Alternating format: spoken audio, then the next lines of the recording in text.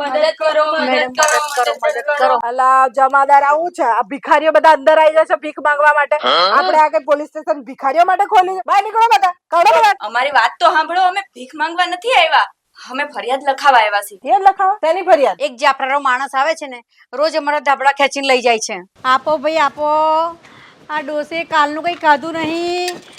ભગવાન તમારું ભલું કરે ભાઈ. આપો ભાઈ આપો, કોઈ આ ડોસે 2 દિવસથી ખાધું નહીં, કઈ આપો.